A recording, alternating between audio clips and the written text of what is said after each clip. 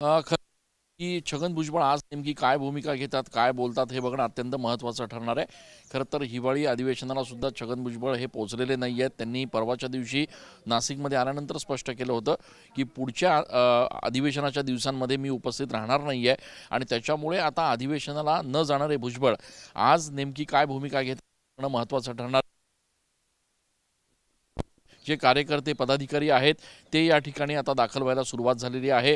भुजबळ फार्मला पोलिसांचा बंदोबस्त आता काही वेळात या ठिकाणी तैनात होणार आहे आणि त्याच्यामुळे नाराज असलेले छगन भुजबळ आज या सगळ्या समता परिषदेच्या कार्यकर्त्यांसमोर, या सगळ्या आपल्या पदाधिकाऱ्यांसमोर नेमकी काय भूमिका मांडतात हे बघणं अत्यंत महत्त्वाचं ठरणार आहे. काल येवल्यामध्ये देखील भुजबळांनी आपल्या कार्यकर्त्यांना भेट दिलेली आहे आणि त्या ठिकाणी त्यांनी स्पष्ट केलेलं आहे की आपण निश्चितपणे काहीतरी भूमिका घेऊ.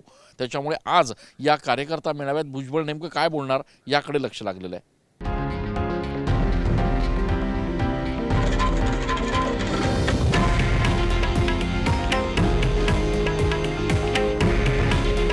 हे आहे देशातील नंबर 1 न्यूज नेटवर्क आणि आपण पाहत आहात TV9 मराठी.